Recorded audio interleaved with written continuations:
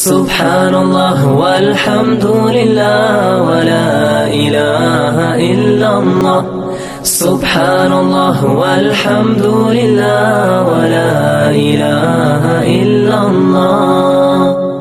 وقطعناهم اثنتي عشرة أسباطا أمما وأوحينا إلى موسى إذ استسقاه قومه أن اضرب بعصاك الحجر فانبجست منه 12 عينا قد علم كل أناس مشربهم وظللنا عليهم الغمام وأنزلنا عليهم المن والسلوى كلوا من طيبات ما رزقناكم وما ظلمونا ولكن كانوا أنفسهم يظلمون وإذ قيل لهم اسكنوا هذه القرية وكلوا منها حيث شئتم وقولوا حطة وادخلوا الباب سجدا نغفر لكم خطيئاتكم سنزيد المحسنين فبدل الذين ظلموا منهم قولا غير الذي قيل لهم فأرسلنا عليهم رجزا من السماء بما كانوا يظلمون.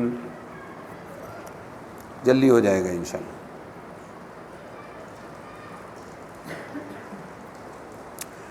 اللہ تعالیٰ فرماتے ہیں اور جدا جدا کر دیے ہم نے ان کو 12 دادوں کی اولاد بڑی بڑی جماعتیں.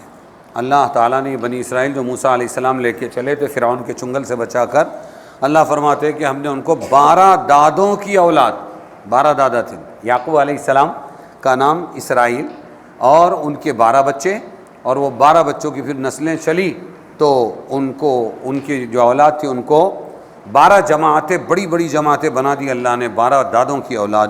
وَأَوْحَيْنَا اور ہم نے حکم بھیجا موسیٰ کو کہ جب پانی مانگا اس سے اس کی قوم نے، موسیٰ علیہ السلام سے کہا ہم کو پانی کی ضرورت ہے، تو ہم نے یہ حکم بھیجا مار اپنی لاٹھی اس پتھر پر.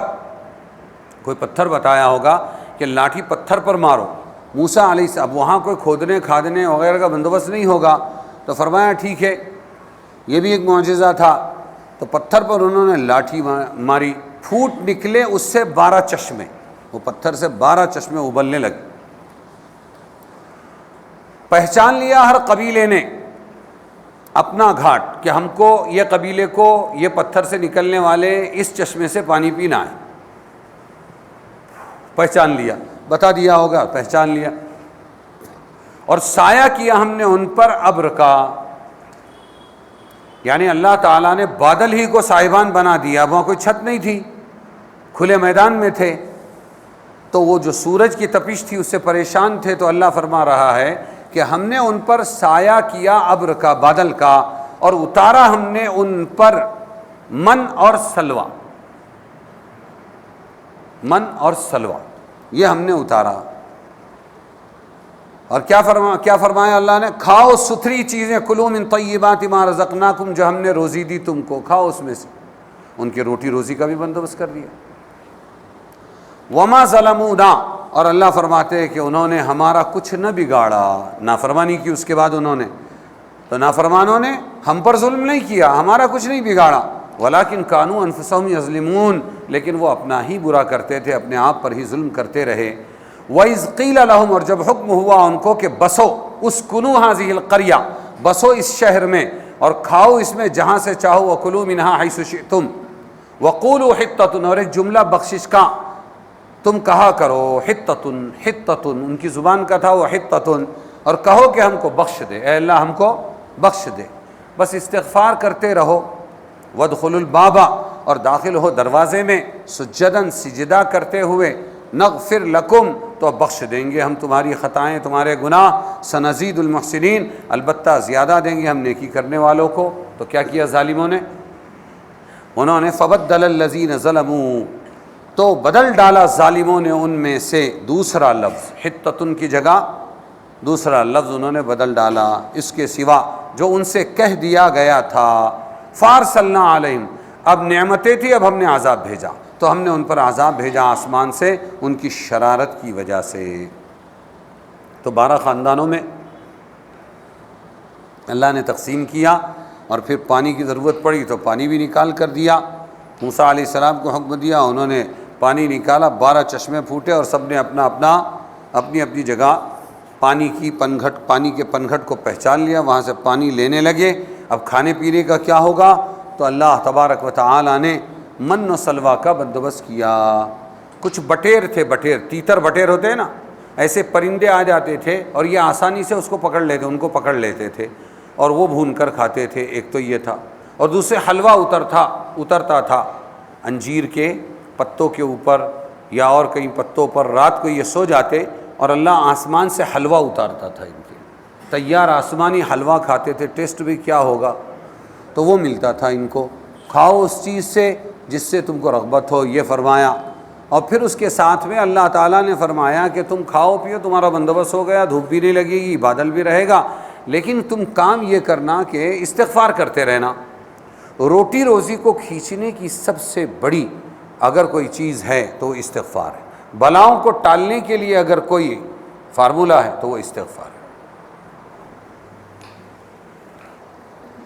تو خالی استغفار کرتے رہا کرو. تو یہ کہا کہ تم حطتن کہا کرو، اے اللہ ہم کو بخش دے، ہماری خطا معاف کر دے.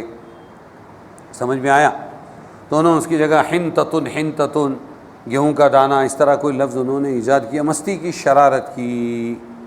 اللہ فرماتے ہیں کہ اور ہم نیک کام کرنے والوں کو نوازیں گے. تو بدل ڈالا ان ظالموں نے ایک اور کلمہ جو خلاف تھا اس کلمے کے جس کے کہنے کی ان سے فرمائش کی گئی تھی. اس پر ہم نے ان پر ایک آفت آسمانی نازل کی اس وجہ سے کہ وہ حکم کو ضائع کرتے تھے. تو یاد رکھو کہ راحتوں میں مستیاں چڑھتی ہے، اس لیے اللہ نے ہم پر احسان کیا کہ ہماری زندگیوں میں راحت کے ساتھ مصیبت جوڑ دی. تو بیلنس ہے. کیا ہے؟ ہاں بیلنس ہے. ضرورت پوری ہو جائے ہماری بس کافی ہے، اللہ کو یاد کرنے کی توفیق ملے کافی ہے. مالوں میں اتنے الجھے کہ مشہور ہے یہ بات کہ مغل بادشاہوں کو حج کی توفیق نہیں ہوئی.